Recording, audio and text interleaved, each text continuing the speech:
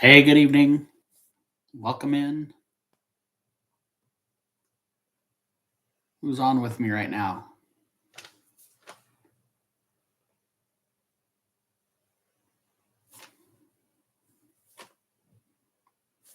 Good evening. Good evening. Hello. Welcome in. Hope everybody's doing well. Lamons, how are you? Good to see you. Hey, Cece, how are you? Good to see you. Welcome in. We're going to give it a few minutes. You joined a little early, but we'll give it a few minutes and we'll dive in. I've got, hey, Chris, how are you? I've got your guys' questions lined up with answers. I've got some fun facts to go over. I'll cover promotions, and then I've got at least one question for all of you. So I thought that was a lot of fun last week with the question about what rides you would get rid of and that sort of stuff. So I'm going to try to make that a weekly thing at the end of each session that we'll kind of do that for some fun. Lamont, I'm doing very well. It's always a great day to be alive. Good, Chris. I'm glad to hear that. It's amazing that it's April already, isn't it? Here we are, already the second day of April, done and over with just about. Time is moving fast. I remember when I was a kid going to school, it sure didn't feel like it moved that fast. Hey, John, welcome in. Good to see you. We've got some fun stuff to go over tonight. But yeah, the older you get, the faster time goes, that's for sure. So for all you young whippersnappers that are on, enjoy and appreciate what you have right now because it goes fast. Project Loop, hello, welcome in. How are you?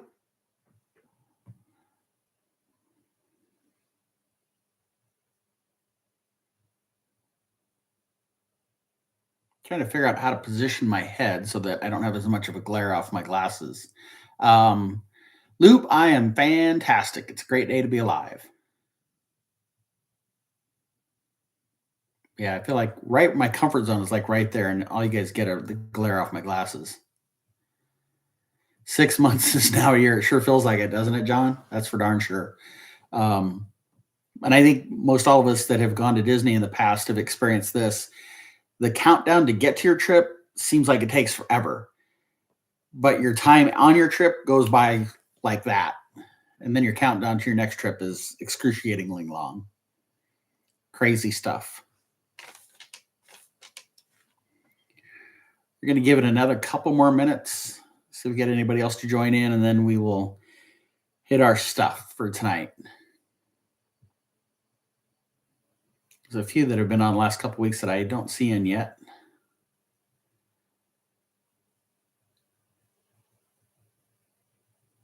Let me share this out with some folks.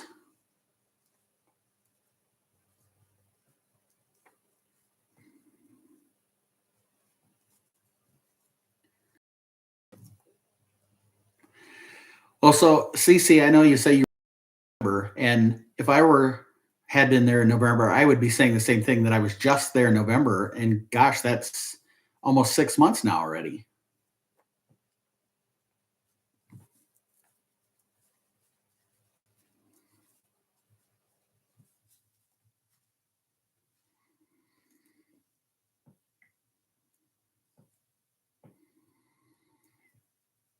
It does go by fast, that's for sure. That was the thing for me. Once yesterday hit and it was April 1st, I was excited to be able to say that I'm going to Disney next month. So I don't have to do 60 days or 90 days or anything like that. I'm going next month. So I'm excited about that.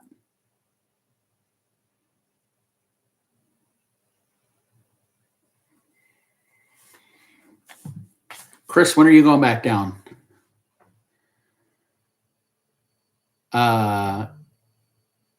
Yeah, Lamont, you're absolutely right. There's no doubt about it.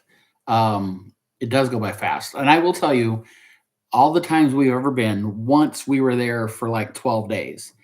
And I know you guys are going to probably crucify me, but I think by like day 9, day 10 for sure, I was like ready to go home.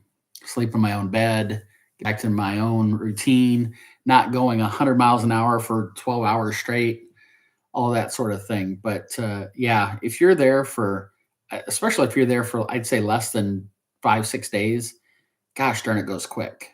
Hey, Jessica, how are you?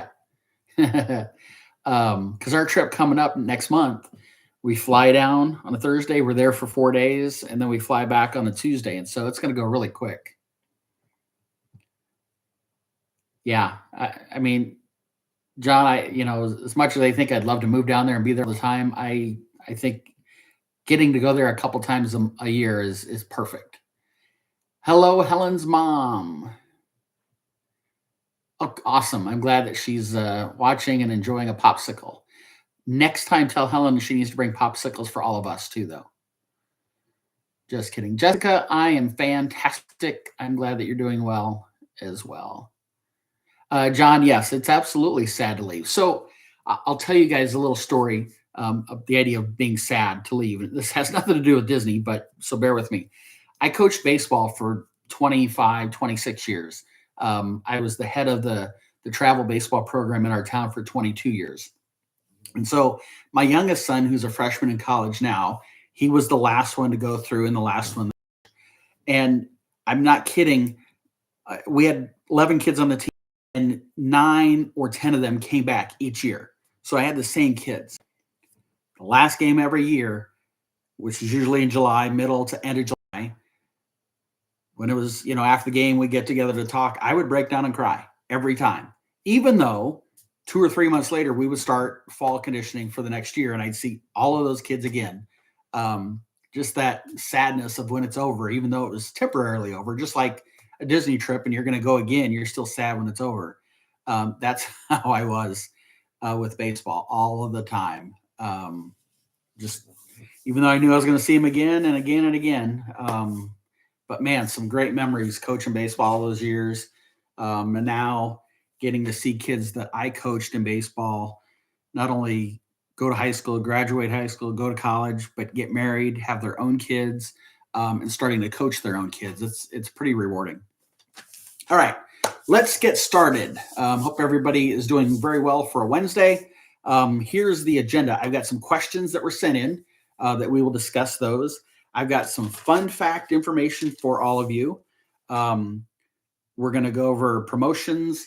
And then I've got a couple of, hey, Scale, welcome in. I've got a couple of questions to ask you guys, kind of like we did last week, and have some fun with that. So buckle your seatbelts. Here we go. Cece, I think you are still, yep, I see you. Cece asked, where can you build a lightsaber other than Savvy's workshop in Hollywood Studios?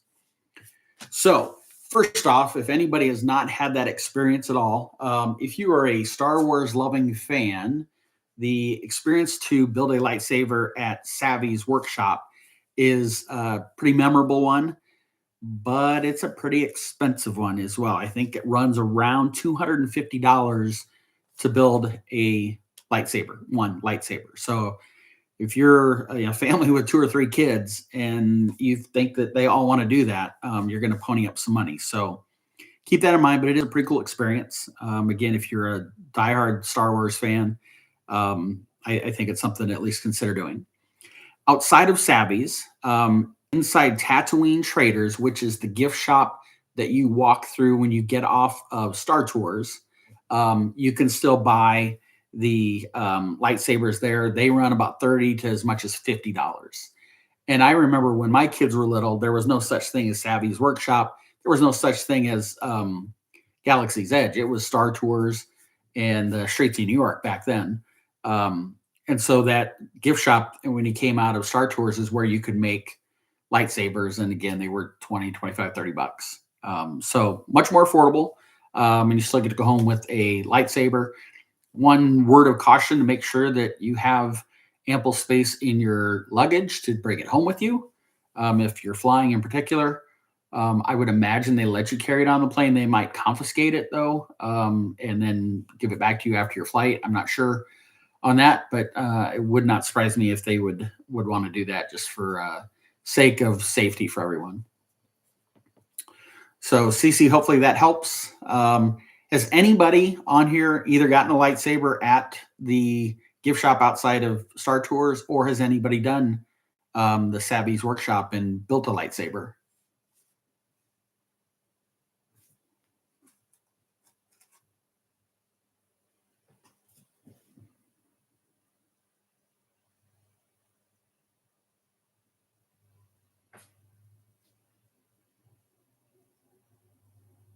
Anybody? You've done both. Okay. Pretty cool experience, Chris.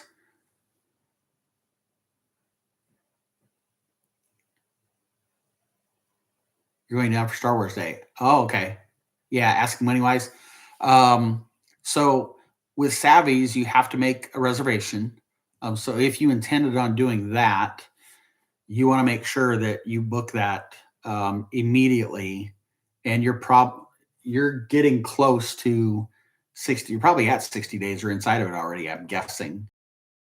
It's April. Yeah, what am I thinking? I still have my calendar showing March. That's why I'm not connecting the dots. So if that's where you were going to go, you better make sure you get a reservation, because I got to imagine that is going to be pretty popular that day.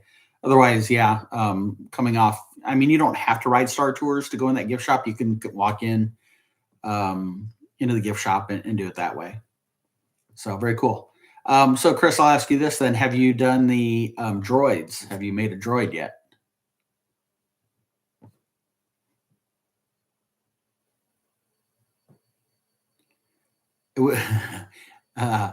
Chris, I'm laughing at one word in what you just said, and that word is only. It was only $200 back in 2019. The good old days. That's funny. It's kind of how we look at things, right? But anyway, so awesome. Okay, so I'm glad, Cece, I'm glad that helped, and I hope you have a wonderful time. Mike might be on Wi-Fi resolution of 720. So, Bob, I can tell you I'm connected to my hotspot on my phone right now. I have no idea how to change my resolution. So I'll have to research that after this. I'm still learning as we go here. Same year. Okay. It was $100. Yeah. Cool. All right. Chris, you have the next two questions. So Chris had asked, for the 4th of July in Epcot and Magic Kingdom, do they do the special shows on July 3rd and July 4th? I think if any of you have been on other streamers' lives before or watched their videos, they've talked about that in years past. And I'll caution this by saying, and I think we know this, everything is change, right? What they've done last year may not be what they do this year. They've not announced the plans for 4th of July yet. We're still 3 months away. But as of right now, Magic Kingdom will host their Disney Celebrate America on both July 3rd and July 4th. And I think that goes off around 9:15 or 9:20 at night, if I'm not mistaken. So if you're going to be at Disney over the 4th of July holiday, I absolutely recommend going to Magic Kingdom on July 3rd to see the fireworks display on the 3rd. And then on July 4th, go to Epcot. Epcot has Heartbeat of Freedom grand finale only on the 4th of July, and they run that at the end of Luminous. So, yeah, Chris, so the Epcot show only on the 4th of July. They have Luminous every day, but the Heartbeat of Freedom grand finale is only on the 4th. So that's why I recommend going to Magic Kingdom on the 3rd. You can see their 4th of July show and then see Epcot's 4th of July show on the 4th of July. And yeah, Jessica would recommend lots of water. Absolutely. Definitely hydrate. Hi, Briggs. How are you? So for those of you guys on that don't know, Briggs is my grandson. So I guess they're watching on the TV maybe, or on her phone probably. So thanks for joining, Lori. Appreciate that. And hi, Briggsy. So you guys should all feel honored. I gave up the chance to watch Briggs tonight to be on with you guys. So, he takes second to all of you, but that's okay. I saw him last night. I'll see him again tomorrow night. Oh, you're on your phone. Cool. He's probably glued to the phone then. So anyway, so yes, Jessica, you're right. Hydrate. That goes really for about the entire year. I will tell you this. I had a client of mine that I booked a trip for. Went. One of the two adult spouses got sick, went to the hospital, and was in the hospital for like 2 days of their trip because they were severely dehydrated and had to get IV fluids to get back to hydration. So that's important to stay very hydrated. So anyway, people that don't know that they do the 4th of July show on the 3rd at Magic Kingdom, obviously go to Magic Kingdom on the 4th of July. So I think if there's a lower crowd level on that, Chris. Yes, absolutely. Stay hydrated, get a Mr. Fan, the cooling towels. And I should say this, if I didn't, all 4 of the parks offer free ice water at most of their quick service locations. So you can stay hydrated that way and spend a lot of money.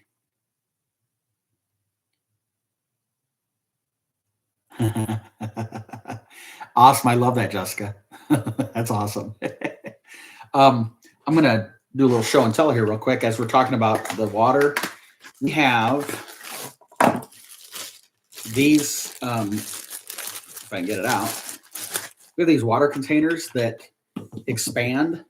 And so we'll fill it up. I'll get like 2 cups of their ice water and pour them in. I'm not a big fan of water by itself. So we get like the little flavored packets and I'll pour that in here and tighten this up and shake it. And then I just drink this. And then once it's all gone and I'm done with this for a while, I can collapse it right back up. And it comes with a carabiner clip. I can clip it onto my backpack. And it's very convenient. It's like I said, it's convenient. It doesn't take up a lot of space. I'm not having to worry about it. So I would look into these. I think I Googled like collapsible drink cups or something like that. And that's how I found this. And so we've got those for our trips and absolutely love them.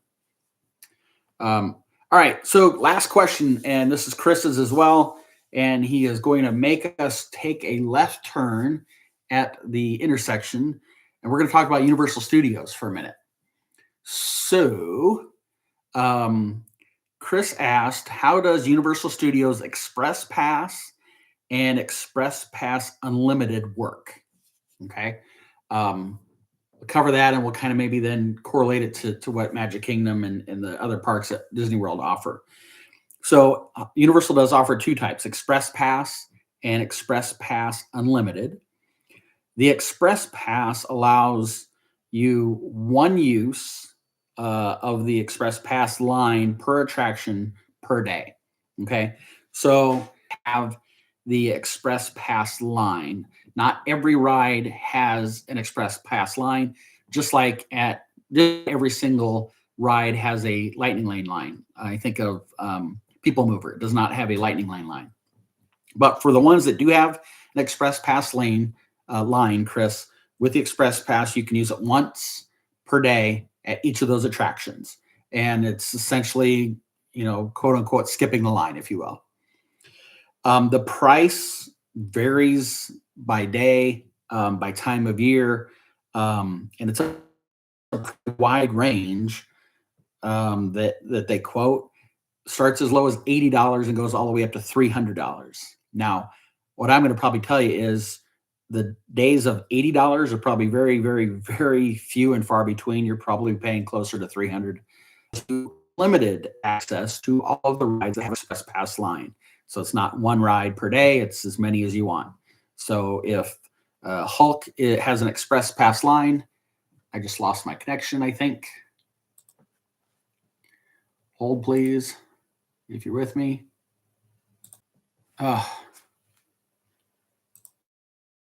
Connection problems here, gang.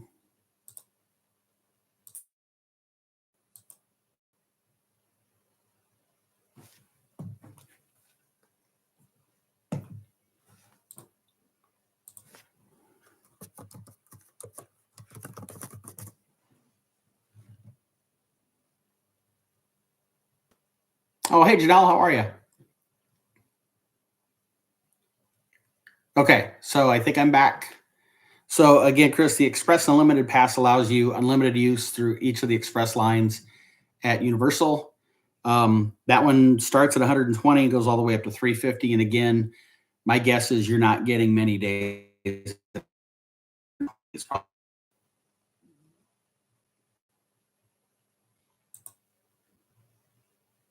All right, back. I'm not sure what's happening with my Wi-Fi.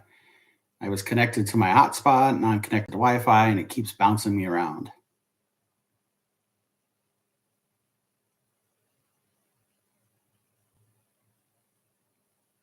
So hopefully I'm back and you guys can see me and hear me. Chris, did that Ursula goes?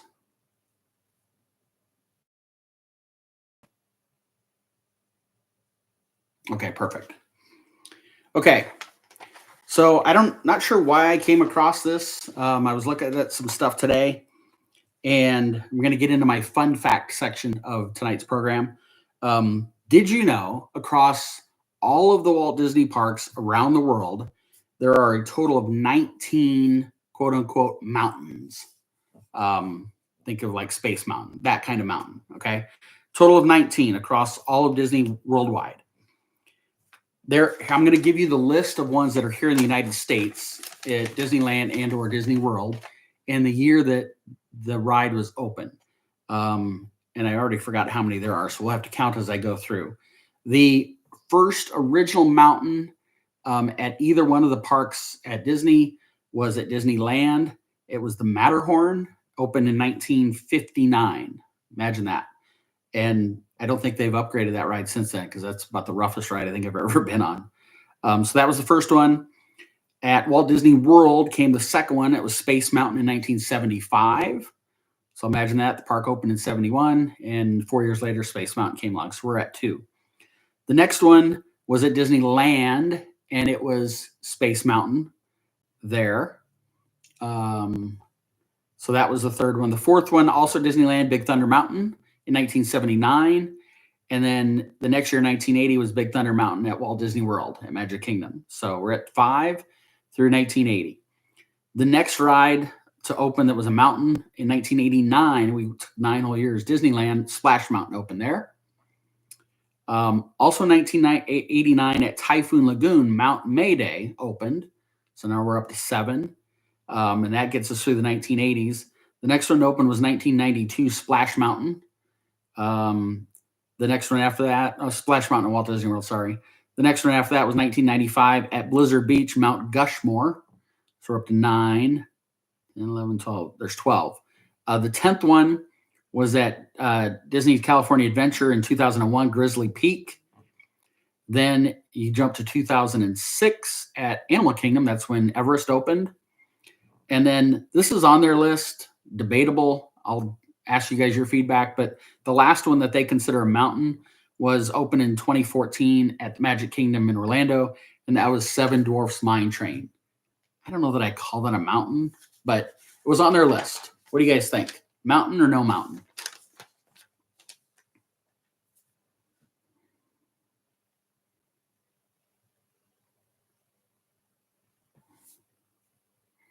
Loop, which one do you want to get on so bad? You call Seven Dwarfs Mine Train a mountain. Okay, that's cool. I never really thought about it, I guess I just always, since it doesn't have the word mountain in it, I always thought Helen is shaking her head no. Okay. Love it, Helen. Just because of the cartoon. I get that, Loop. I get that. But I guess in my head, I've always just thought of the 3 mountains, that it was Splash, it was Space, and it was Big Thunder. You're going to say it was a mountain. Okay, Skell. That's cool. I'm down with that. I could go either way on it. Never really given it much thought. Okay, today Disney announced that this summer, both water parks, Blizzard Beach and Typhoon Lagoon, will be open at the same time. It'll be the first time since 2019 that both parks have been open at the same time. Typhoon Lagoon will reopen on May 1st. Blizzard Beach is open right now through April 30th. Blizzard Beach is going to close for about 3 weeks, and then it will reopen on May 21st. So from May 21st through summer, both water parks will be open at the same time. And to me, it's for one reason only. If you didn't know this, Disney in 2025, for any packages resort plus tickets, you get free admission to the water park on your arrival day. So whatever day you check into your resort, that's your arrival day, you get free admission. And the water park has hit capacity a few times in the past week or two. Now, part of that's because of spring break, but again, everybody that's arriving is getting free admission on that day. So pretty excited that they'll be opening up both water parks for the first time in the last 6 years at the same time. So pretty neat. Also, I think this happened yesterday. The Easter eggs are now out at Beach Club, Yacht Club, and the Contemporary. They've been out at the Grand Floridian for a week or two. You go out, will it be interesting? Will you? Water park when we arrive, our plane doesn't land until like 2 or 2:30 in the afternoon. So by the time we get luggage and get to our resort, the water parks are only open until like 6 in the evening. It's going to be the first time my grandson has traveled via airplane, so I'm not sure how he's going to do on that, and how we'll all be doing. My guess is when we get to our resort, we'll just get checked in and probably just hang out at the pool at the resort with him for the evening and be well rested for the rest of the trip. But if we could get a flight that would have landed earlier, I would have said we'd have probably gone to the water park for a little bit. Okay, I have one more fun fact, and then I'm going to cover promotions real quick, and then I've got my questions for you guys. So the last fun fact, the amount of popcorn served annually at Disney World, this is just Disney World, the 4 parks. I can't even, in my mind, I can't even get my arms around this. The amount of popcorn served annually at the 4 parks weighs the same equivalent as 1,557 African elephants. Can you imagine that? I mean, I picture one elephant. I think that would weigh more than the popcorn, but that's a lot of popcorn. Pretty crazy. Okay, I have one more fun fact. Sorry, I thought this was pretty cool too, and I don't know how I came across this stuff, but Toy Story Mania at Hollywood Studios and Toy Story Midway Mania at Disneyland was the first attraction designed and built for both parks at the same time. So you imagine the rides that both California and Florida have that are the same, Pirates of the Caribbean, Small World, all of those. It wasn't until Toy Story Mania and Toy Story Midway Mania that they had the same ride built at the same time and opened at the same time at both parks. So I thought that was kind of interesting. All right, let me go through promos really quick, and then we're going to go to my questions for you guys. So, in no particular order, if you're thinking about heading west to Disneyland, Visa Disney Chase card holders can get up to 30% off rooms May 16th through August 14th, so basically the whole summer. Also, Disneyland is offering an anniversary ticket, 4-day pass, $100 per day. That same window, May 16th through August 14th. So that's a scenario where you could stack both promotions. Book your room at the 30% if you're a Visa card holder, Visa Disney card holder, and then get the anniversary ticket at $100 per day per person. So pretty cool deal there. Disneyland also has, if you're not a Visa Disney card holder, they have up to 20% off rooms. Again, that same window, May 16th through August 14th. So if you're thinking about heading west, a couple of good deals there. Disney's offering 50% off kids tickets, ages 3 to 9, between May 27th and September 20th. So the full extended summertime. Disney's also offering at Disney World a 3-day park ticket for $267 plus tax. That's the equivalent of $89 per park day.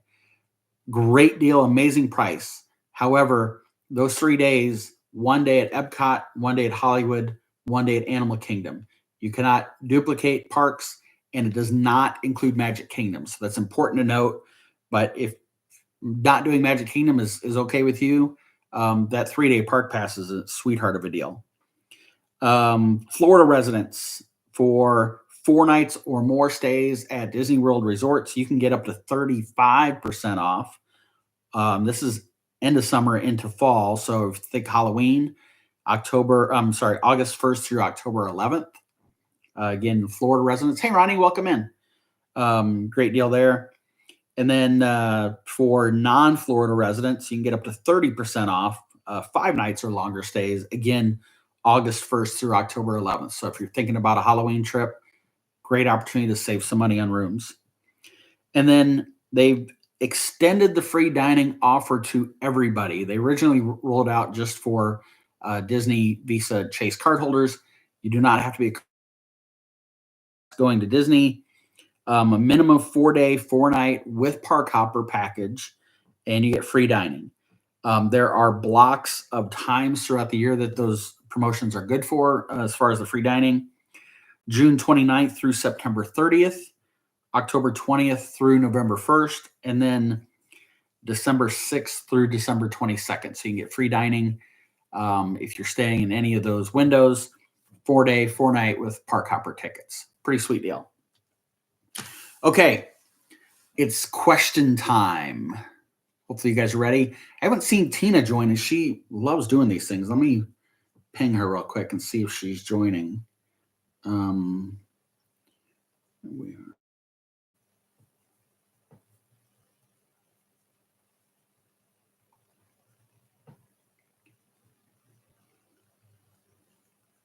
Okay. So let's see here. I will hit the first one. Inside the 4 Disney World parks, so you got Hollywood Studios, Epcot, Magic Kingdom, Animal Kingdom. There is one structure inside each of those parks that is the tallest. Okay. Which building, I'll call it building, which building inside each of those 4 parks do you think is the tallest of the 4? Now, I'm not going to tell you which is which, but obviously you can imagine Magic Kingdom is probably the tallest inside. The castle inside Magic Kingdom is the tallest there. Okay, Luke says Tower of Terror, and I will tell you Tower of Terror is the tallest attraction at Hollywood Studios. I'm not going to give away which is the tallest of all yet, but you've named the Epcot tallest, and I just gave you the Magic Kingdom tallest with the castle. So we're missing Epcot, and we're missing Animal Kingdom. Thoughts on the tallest? Magic Kingdom is the castle, Cecilia, yes. And so that's your guess that you think that's the tallest. Jewel says Everest. That's at Animal Kingdom. That is the tallest attraction in Animal Kingdom. Helen says Everest. Project Loop says Everest. So inside of Epcot, the tallest is the golf ball, Spaceship Earth. Okay. So I'm going to go in order from shortest of those 4 to tallest. The shortest of the 4 is the golf ball, the Spaceship Earth ride. It comes in at 180 feet. Okay. The next tallest of the 4 is the castle. It comes in at 189 feet. And fun fact, if you didn't know, it comes in at 189 feet because at the time that it was built, building codes said that any structure 190 feet and taller, you had to have the flashing red light so that planes and helicopters would see it at nighttime. Disney did not want a flashing light on top of their castle, so they made sure that the castle was built 1 foot shorter than what the building guidelines were at the time. So thought that was pretty cool. Okay, so that's castle second, or second shortest. So now the second tallest of the remaining 2, Tower of Terror, comes in at 199 feet. So if you're a Tower of Terror fan, that's what you're going up and down in. If you're not a Tower of Terror fan, don't even think about 199 feet. And yes, the tallest then is Everest by just a hair. It's 199.5 feet tall. So imagine that, just a shade taller than Tower of Terror. Um, and it's interesting. Maybe it's for me, it's perspective because we go into the golf ball. If you ride Tower of Terror, you go into Tower of Terror. You ride up almost to the top of Everest. You don't get to go up into the castle. So for some reason, to me, visually, I always assume the castle is the tallest of the four, but it isn't. It's the third tallest or the second shortest of the four, however you want to view it. But so I thought that was pretty cool. And again, I don't even know how I came across this stuff. I was looking through some things today, and I just saw it and thought, hey, what the heck? I'll scribble this stuff down. We can talk about it tonight. But I knew the castle one and the thing about the flashing red light that they wanted to avoid that. I think that's such a cool thing. And you think back, they built that. I mean, they started construction in the late '60s, so that they had the foresight back then to think about that in building the castle so that they wouldn't have to deal with the flashing light on top for aircraft. So pretty cool. Okay, no worries, Jessica. Hopefully you're back because now we're going to do the I think the really fun question. If you're with us last week, I'd asked you about what ride or attraction you would get rid of, and we did each of the four parks that you would replace with something new, and we didn't talk about what the something new would be. And then we talked about what's one ride or attraction that you absolutely just don't bother doing in any of the parks.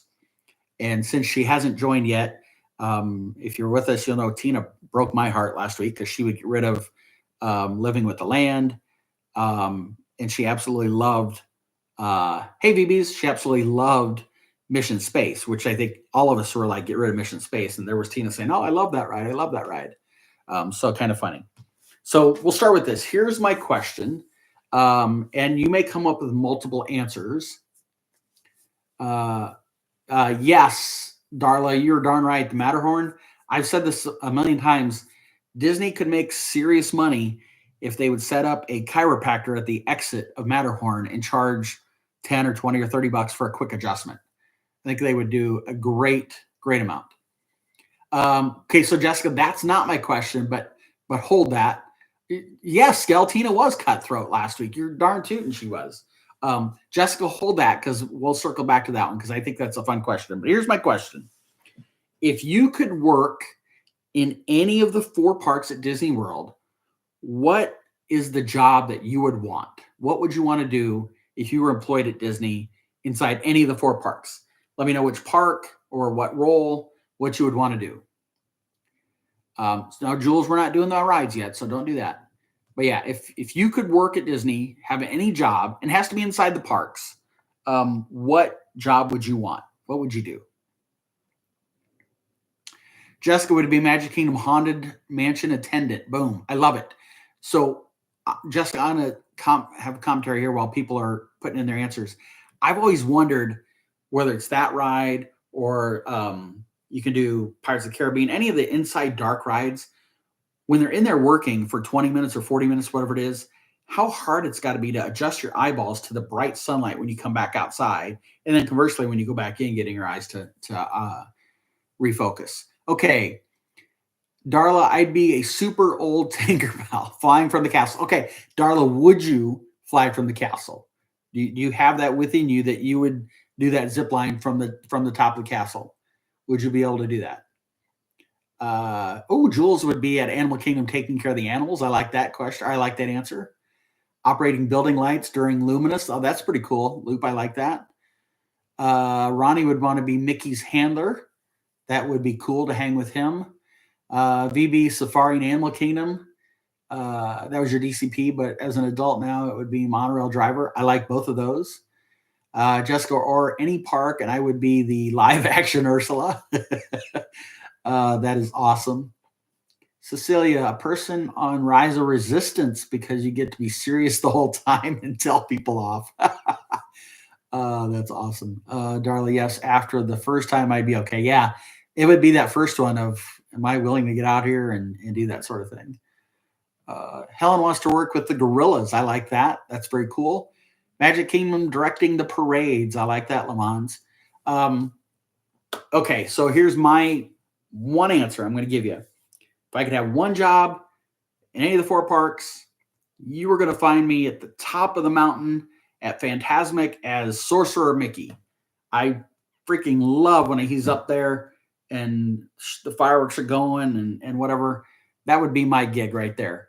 Now, Darla, kind of like being Tinkerbell and going down that zip line, would I have the stomach for being way up on that mountain? And yeah, I know he's clipped in and all, but I don't know if I'd have the stomach to do that. But that would be a highlight. I can't even imagine the view that you get from up top there. I think that'd be pretty cool. Well, Ronnie, I would try not to make you cry, but hopefully there are good tears and not bad ones. You're a big talker. Now, I've gone parasailing before, so I've been up in the air 400 feet out in the ocean, tethered to a line. So I've done that sort of thing. But I think I could do the Sorcerer Mickey on the mountain. Tinkerbell, I said this before, Disney could make a fortune if they had ziplining. Midday you could be, Tinkerbell for a minute and zip line through down there. I think that'd be pretty cool.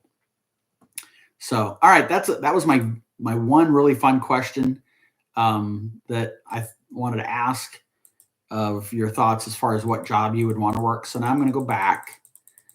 So Jessica, you had said, so last week we said, what ride or attraction would you get rid of to put something new in?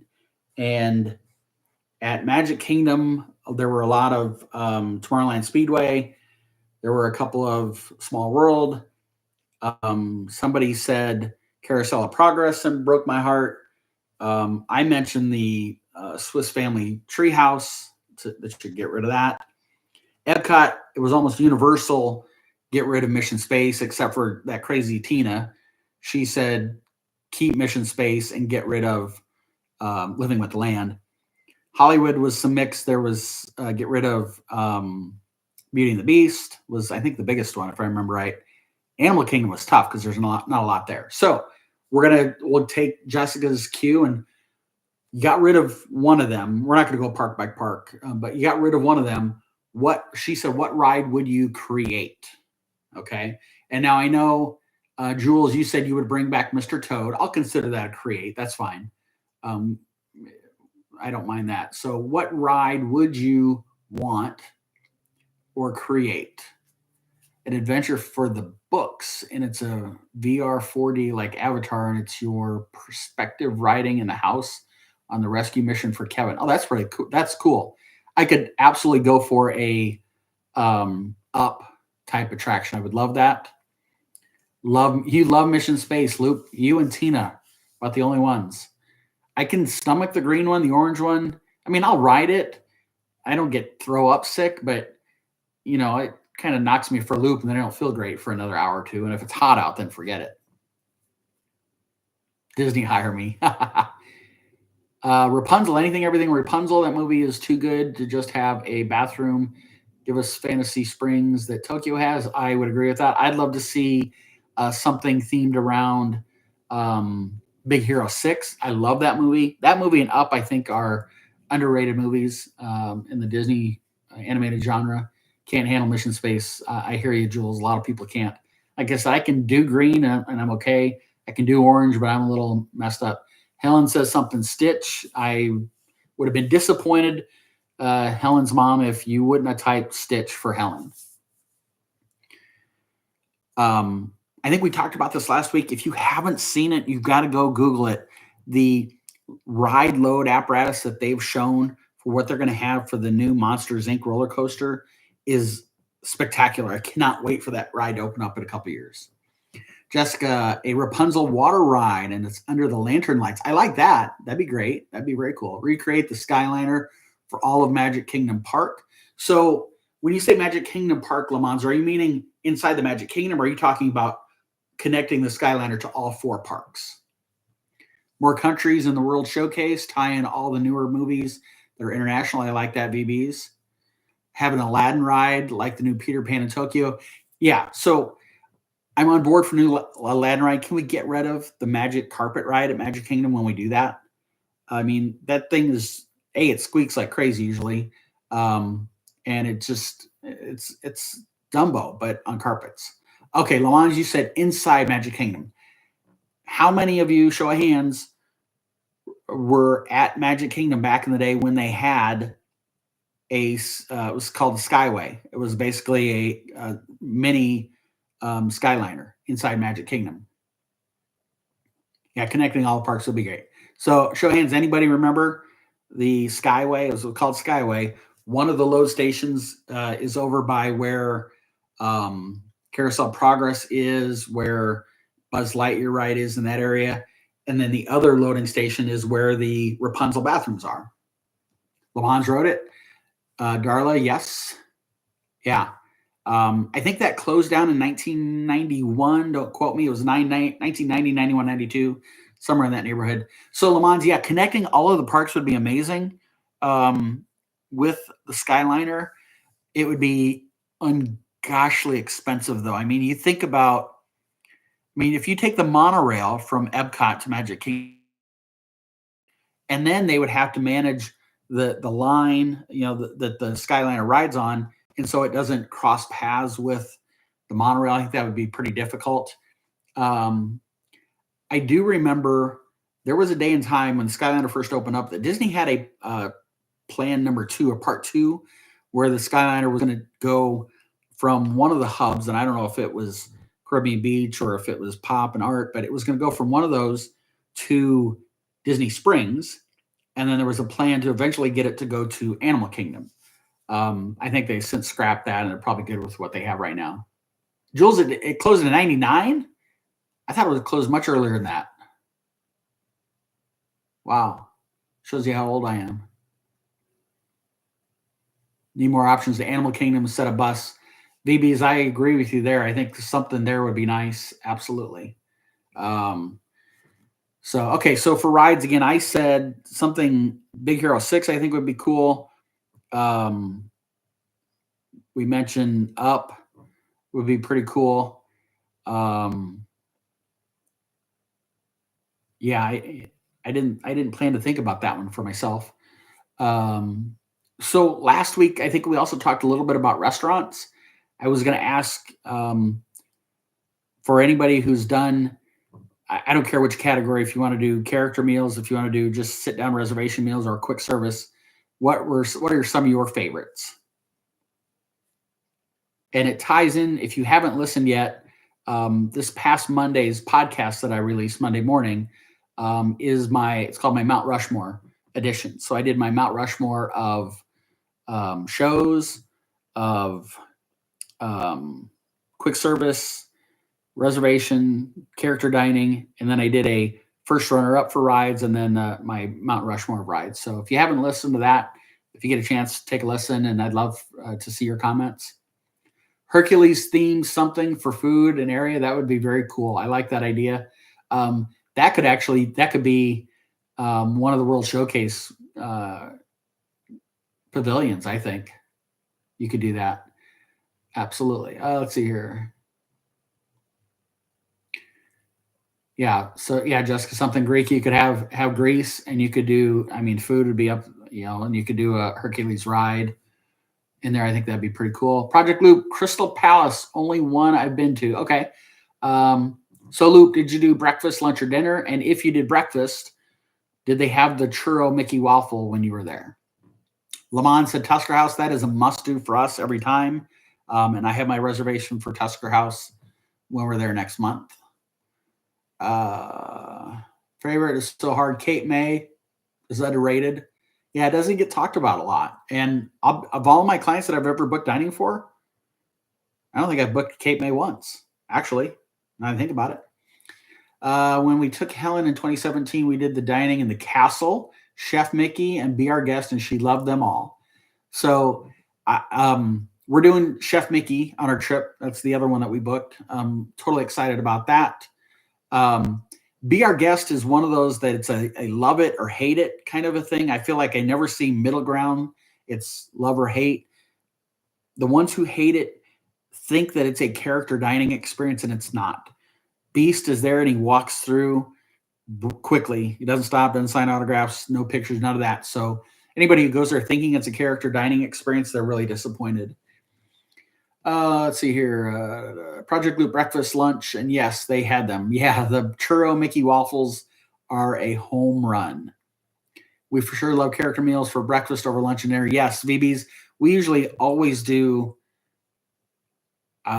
We always do breakfast character dining. I'm trying to think back the last time we did lunch or dinner. I think we did a lunch one time at Hollywood and Vine, and I'm like one time like when my 19-year-old son was 2 or 3, so it's been a long time. We did Garden Grill at Epcot inside Living with the Land building. That, and I'm doing this because the restaurant rotates slowly. We did that for dinner one time, but all of the others are all breakfast. We may need to add a dining experience. We were talking about it in the car today when we were Ruby free. Jessica, I would love to help you with that. You know that. And I would be happy to take care of that for you and be happy to share thoughts and comments on any of those. One of our favorite quick serve is the Gasparilla Grill in Grand Floridian. Usually, when I get above 2 syllables, it's hard. A good one. I don't want to give away all mine because then you won't listen to my podcast that I posted on Monday. But Tusker House was on my list for character meals. Teppanyaki in Japan Pavilion, the hibachi style, that was on my list for reservation non-character meals. And then quick serve, I'm just going to give you one. ABC Commissary inside of Hollywood Studios. If this tickles your fancy, they have a buffalo chicken grilled cheese sandwich. Really tasty, very flavorful. It comes with fries, and it was a good meal. Good time to sit down in air conditioning.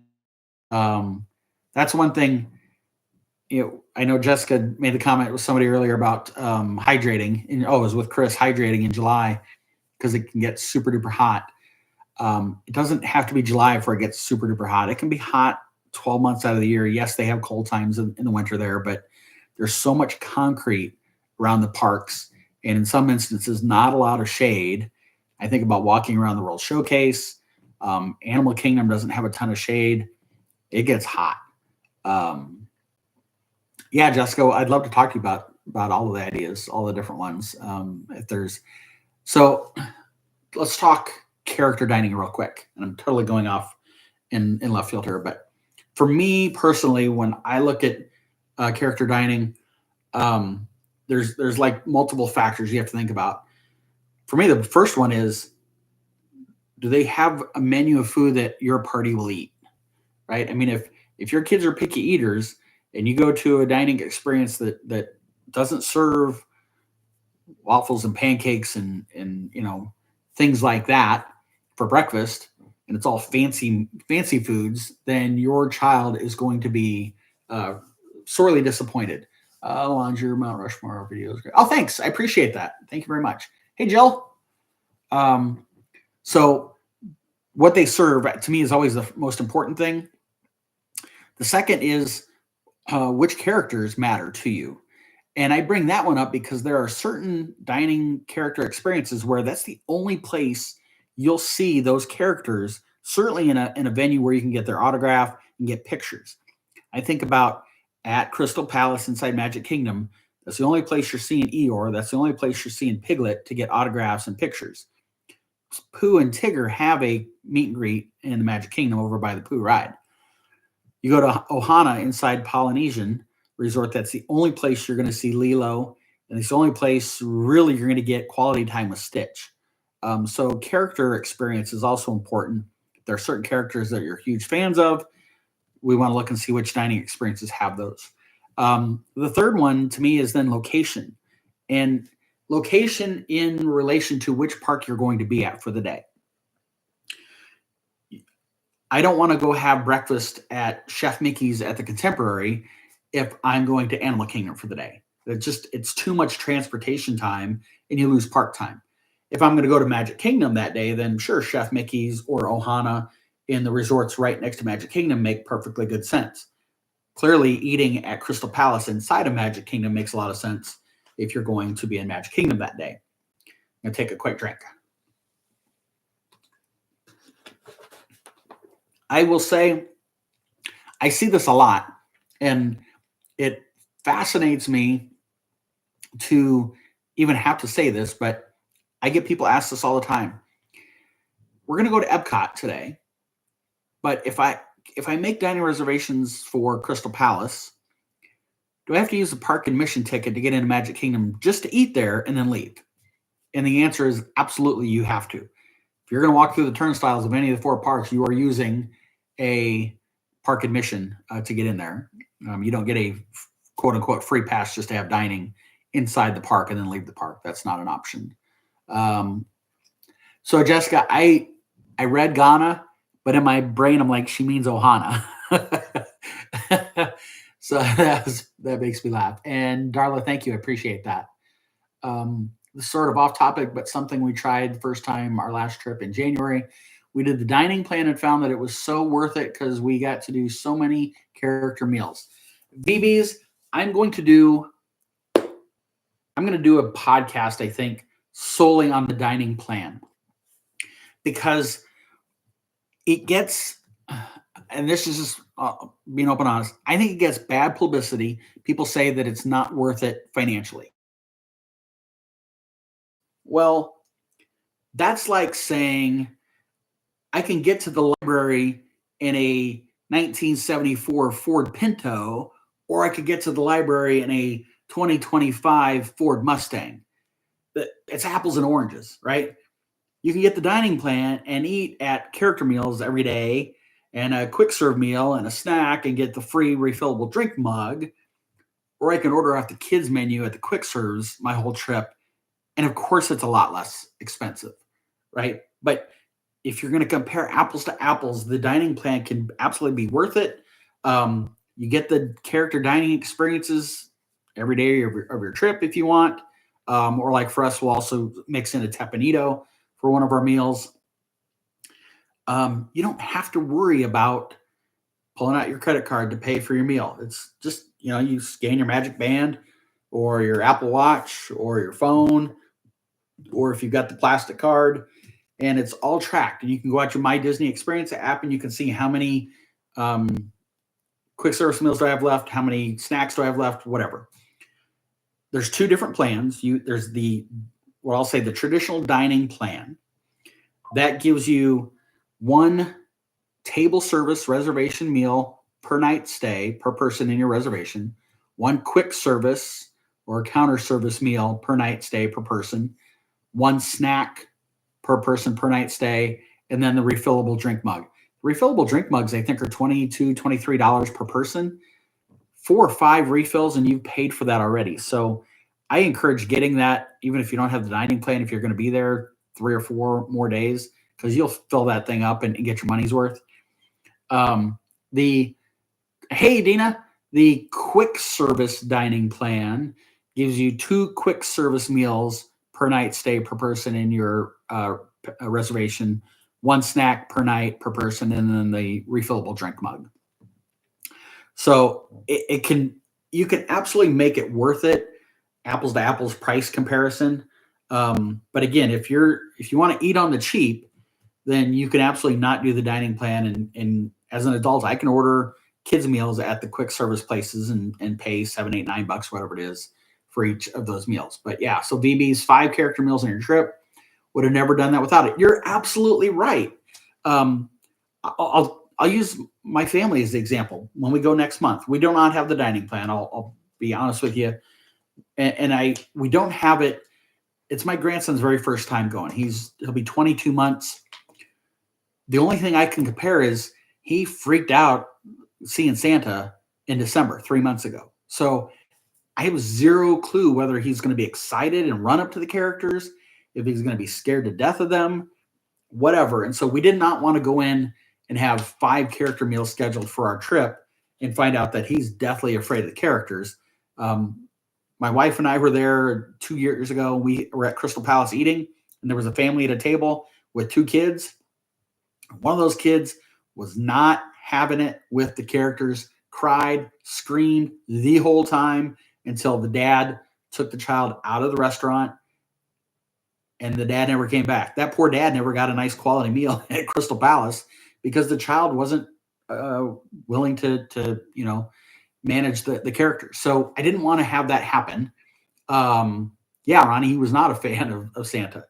And so we're going to do two character meals, but two character meals, they are going to be, there's 7 adults. It's going to probably cost close to $400 for each meal. It's around 55, $60 for breakfast per person, per adult. $400, we're going to spend $800 on 2 meals for our 7 adults, and Briggs as a 20-month-old is free. But that adds up fast. There's no way in the world I would do 5 character meals like VB is saying if I didn't have the dining plan. So the dining plan is absolutely worth it if you think of in terms that way. If you're just looking at dollars and how I can eat cheaper, if your goal is eat cheaper, then don't get the dining plan. Order off the kids' meals. You can bring your own food in. You can pack peanut butter sandwiches, peanut butter and jelly sandwiches, and bring them to the park. I mean, you could eat for virtually nothing. You can get the free ice water. But that's not apples to apples when you're talking about the dining plan. Another drink time. Okay. So yes, VB, thanks for your comment about the Mount Rushmore. I enjoyed doing that. I have a list here somewhere. I'm just going to hold it up for a second. That's a list of different possible topics for future podcasts. Mount Rushmore wasn't even on that list. It's just something that struck me, probably in a conversation with somebody. And so I ran with it, and it was a lot of fun doing that. I was talking to my wife about it though. And when I did the rides, because there's so many rides, I couldn't just do 4. So I did a first runner up with 4 and then my top 4. If I remember, number 4 on my first runner ups, which is essentially number 8 of all my rides, was Soarin'. And I remember as I'm recording the podcast and I said Soarin', the back of my brain is going, are you nuts? Soarin' is an amazing ride. How can you have that ranked number 8? And so I could probably, wake up tomorrow morning and give you a different list of 8 just because they're all amazing rides in their own right. But to have to force yourself to put it on paper and buy into it, I think I wrote down like 12 rides, and by process of elimination, like, all right, so you're definitely not one of my top 8. You're not. I got to 8, and then I tried to puzzle them in. I knew what my number 1 and number 2 were going to be no matter what. But then it was filling in the rest of those. So it was fun to do it. I enjoyed it, and hopefully if any of you have listened to it, I know a couple of you commented. I appreciate that, with what your Rushmore list would be. So yeah, I would love to have you do that. Like Mount Rushmore one too. Yeah, thank you, Dean. I appreciate that. Yeah, again, if 6 months from now somebody said, "Hey, could you do a new Mount Rushmore?" I could probably do it, and my rankings might be slightly different. Some of that would still fit in there, but I know Tower of Terror was on my list. I can't remember if it was first runner ups. Actually, I have my notes right here, so I can tell you. Tower of Terror was in my top 4, my absolute Mount Rushmore. It was number 4. This is how crazy it is. Tower of Terror is not one of my 4 favorite rides. Plain and simple, it's not. But I looked at the whole experience. I mean, all of the pre-show stuff. Once you enter that hotel in the line and in queue, and all of the ambiance, and you can almost feel the hair stand up in your arms. I took all of that into factoring that rank. Oh, hey, Helen, I'm glad you're with us. I'm glad that you joined us, even if it was Mom commenting earlier, but happy to have you here. So yeah, Tower of Terror is not one of my favorite 4 rides, but when I looked at the whole experience, that's what bumped it up for me, and I put it number 4 on my Mount Rushmore. But then again, I'm like, I put that ahead of Soarin', I put that ahead of Tron, I put that ahead of Jungle Cruise. And you guys, if you know me at all, I'm like Captain Dad Joke. And so Jungle Cruise is, man, right up my alley. So, I mean, and there are rides that I don't have Haunted Mansion on my top 8, and I love that ride. Gosh, if any of you have ever listened to me in the past, and this conversation comes up about favorite ride, I've said Haunted Mansion is my favorite ride because it was always my mom's favorite ride. And so for sentimental reasons, I would say that's my favorite ride at Magic Kingdom. It's not even in my top 8. So I could do that list again and probably have some of the same, but some different ones. It's a fun exercise to go through if you have fun with it and just play with it. All right. Let's see here. I think we're going to wrap up pretty quick. We've gone a little bit over an hour. So my target is always to try to stay around an hour or so. I love that you guys join me and interact. But I don't ever want you to feel obligated to be here.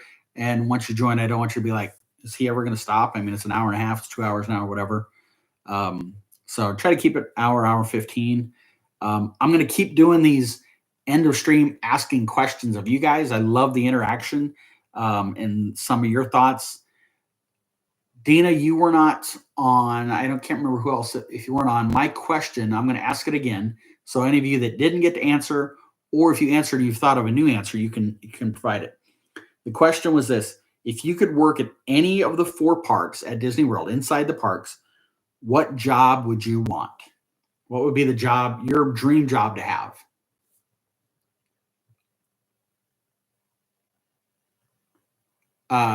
Jessica, obviously, I wear glasses. I just used faith that they stay in my face because Tower of Terror. I mean, I was worried about it. I was worried about them on Tron. I was worried about them on Guardians of the Galaxy, and they stayed on my head. Undercover security, says Eric. That's actually.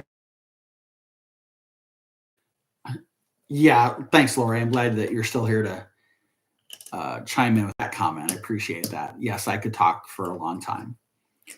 So, okay, Eric, you chimed in with undercover security. I kind of like that, actually.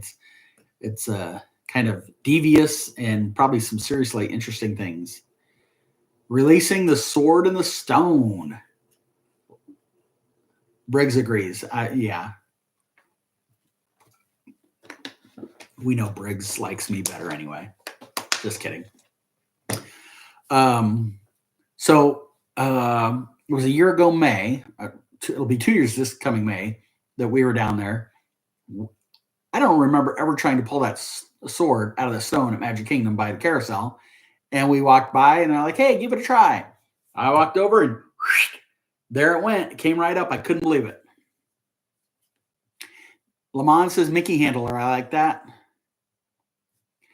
Yeah. So, Helen, I've read a couple things where it's just random computer generated. I've read where there's somebody that's up in a window that can kind of see and that they have a button that they press that releases the sword. I don't know that Disney will ever tell us for sure what it is. Your glasses came off in Tower of Terror and dude next to me caught them. Wow. So obviously Tower of Terror, it takes you up and then drops and whatever like that. And there are other amusement parks around the country that have rides similar. In Kansas City, Missouri, they have an amusement park called Worlds of Fun, and they have a ride called the Detonator, where it, instead of taking you up and then dropping you, it launches you up. And so one year, this has probably been, 30 years ago, 25 years ago, summertime, it was hot. I had shorts on, t-shirt. Me and my 2 older boys, we rode that ride, launched up, and it bounces you kind of, then you come back down, and it gets done. They have you unharnessed. I get up. I just happened to look back. My wallet had fallen out of my pocket. It was just laying on the seat cushion next to me. I'm like, thank God that thing must have fallen out after the bouncing up and down, because otherwise it'd have been God knows where. You could work at Haunted Mansion, Tower of Terror. Be fun to be a sassy cast member. Yeah, Darla, that's exactly right. Love to work at the Horse Ranch. I like that answer a lot, Jill. That is awesome. I love that. I really like that. About the button looking through a window. Yeah. Yeah. So, Eric, I would have believed that they have somebody that can press that button to release it for a rare special VIP guest. They must have been inebriated or something if they pushed the button for me. Almost lost your magic band between the dinosaur ride and the track last April. Lori, when we were there, it was 2 years ago this May, I think. Lori, her magic band fell off at Magic Kingdom. And I don't know how long it had been off for risk before we realized it. Reported it, cast member submitted a lost and found claim ticket. By that evening, we went back to the lost and found up at the front of Magic Kingdom, and boom, they had it. Somebody turned it in. It was amazing. Dina, did you tell us what you would want to do? working inside PhilharMagic attraction. I love that. I love PhilharMagic. Um, I I have memories from when Tanner was little and we took him, and so I'm just like hopeful that um, we have the same kind of experience with Briggs. And I just remember when Tanner was 2 and we took him and went to PhilharMagic. He's sitting in my lap. He's got his 3D glasses on. I've got mine on, and I could just see him physically reaching, trying to grab the things that he thinks are right there. And then you kind of look around and you see other little kids doing it. Oh man, it just warms the heart. And I hope Briggs has that same experience. Walked into a pole doing meat princesses and with a massive bruise the size of a softball. My stuff. Gee whiz. I'll have to protect myself around you in November, Jessica. Walking the poles ride. So yeah, Dean, I love PhilharMagic. I absolutely love that. It was nice that they added to it, added a couple of scenes in the middle of that film. I really love that, though. I'm excited to do that with Briggs. For those that weren't on when we went through this the first time, my answer, this is one time where I only have one answer. Usually I can't pick one. I've got 2 or 3, or I've got 4 instead of 2 or whatever. One answer only for me, and that is I am up on top of the mountain at Fantasmic, and I am Sorcerer Mickey. That would be my ideal job that I would love to do, working inside any of the 4 parks. Love that one. So if you haven't got a chance to listen to the Mount Rushmore podcast, I hope that you get the chance, and I would love for your comments in there. Share with me your thoughts. We can always compare notes. If you have topic ideas that you and Fantasmic, Helen, it's a great show. It's a great show. I mean, gosh, and big water shields and projections and characters and the music, gosh, and the crowd is so electric at times. It's just a wonderful experience. Anyway, if you have topics that you'd like me to either cover on a podcast or that you'd like us to talk about here, send them to me. I will incorporate those. We'll absolutely do it. As you've seen, I love getting the questions that you guys send in, and I love to answer those. Dina, I would love, you're scared for life. I would love to work at Fantasmic. That would be amazing. That would be amazing. The reality is, gang, I would love to work any job inside any of the 4 parks. I don't think it'd matter what it is. It would be spectacular. I think of being able to do that is kind of like me being a travel agent, right? I'm getting the chance to help a person or a couple or a family make magic and make memories by working with them on building their travel plans. So working inside the park would be comparable to that, right? Thanks, Jill. I appreciate that. That was really nice of you. I really had a lot of fun doing it. But if you've never seen me before do this stuff, I am all about notes. I have notes written down on everything, my Rushmore rankings, tonight's stuff, the questions, and my feedback and information. I happily answer questions that you ask here in the live, but any chance you get to send me your questions early, I don't just scribble down answers. I research. Even if I know the answer, I research. If I can learn something new and pass it on, I will absolutely do that. So I love doing that. Notes are important. Yes, Darla. Sometimes they try to keep me on track so I don't just go off in left field, but sometimes I still go off in left field.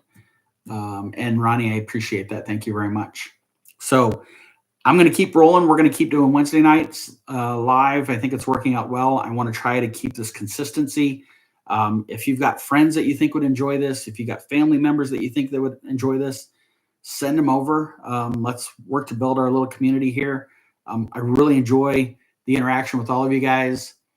Helen, right now, I think I could find a T-ball team that's playing better than the Braves. And I say that with all love and kindness because the Braves are one of my favorite teams. They always have been. But yeah, if you've got friends or family that you think they'd enjoy this, send them on in. Let's build this. I enjoy these. I'm going to stay consistent on Wednesday nights. Even when we're out of town for Disney, we leave on Thursday, we come home on Tuesday. So I won't have to cancel on you guys then. And I'm going to keep releasing the Monday podcasts. We have our Discord channel. I'm trying to stay as active as I can in that, as well as on the YouTube channel. The podcast also go out to Spotify. So if you don't have a chance to be in front of a computer, if you're on your way to work or something, you can absolutely listen to the podcast there. I'm trying to keep the podcast lengths 20 to 30, 35, 40 minutes, something like that. So that if you are in your car driving, it's time-wise about probably what you might need for a drive to or from work. Yeah, Darla, dedication. Yeah, trust me, if I could be at Disney longer, I think we would. But that worked out well for our travel plans this time around. I will tell you, we were sweating a little bit. So my daughter-in-law, Briggs's mom, is a school teacher.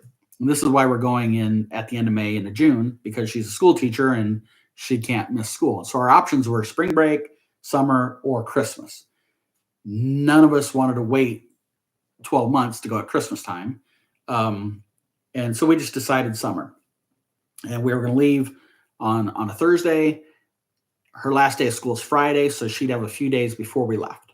Well, here in Nebraska, if you get enough snow and cold and they cancel enough school days, you start to sweat because they can possibly extend the school year by X number of days to make up all of the snow days. Well, we had a super mild November, December, and January. We had like through all of that. We hit February, we had 2 blizzards. We had 2 or 3 days where it was 40 below wind chills. So we were stacking up snow days. And I'm like, man, if they extend the school year, we're going to have a problem. Well, they just announced yesterday, it came out officially. They're taking away one of the teacher and service days the day after Easter. So that will be a school day. And then the school year will still end on that Friday, as it was originally planned. So I'm like, oh, thank goodness. Kennedy will have to go to school one day the following week, but won't have any problems with our trip. My son Tyler made it very clear to Kennedy that Tyler and Briggs were getting on an airplane with us to go, whether she could go or not, and that she better talk to her principal about it. But it's all worked out. We're happy, no problems there. Yeah, Helen, same thing with you guys, but for hurricanes, absolutely. But now we're here in April. I think our snow days are done and over with. Jessica, I appreciate you joining. Thank you so much. I think I'm going to wrap it up here for the night. I really appreciate everybody joining. Mike, breaking news, the Braves are leading the game. Helen, it's not breaking news until they've won the game. They might have led in all of the games that they've lost so far. So don't get me excited until you can tell me that they won. Then I'll be excited. Yeah, I am too, Dina. I'm really happy that it worked out. But anyway, let me try to wrap up here again. Thank you for joining. I really appreciate you guys. I enjoy the interaction. Ronnie just put the Discord there. If you're not a member of Discord, join. Doesn't cost a thing. I put the podcast out there. I put the link to tonight's live out there. I have a page for you can put your questions that you have in there. We're doing the meet and greet in November. I've got a little bit of information out there on that. So great place to get some information and just have a good time with us. Get your friends and family to join us, and we will do this again next Wednesday. You guys can find me on Facebook at Mike's Magical World Vacation. You can find me on TikTok and Instagram and YouTube at Mike_Disney, or here on the Park Life Podcast YouTube channel. Hope you all have a great night and an even better tomorrow. And as always, it's a great day to be alive. Thank you so much. Have a great night, everybody.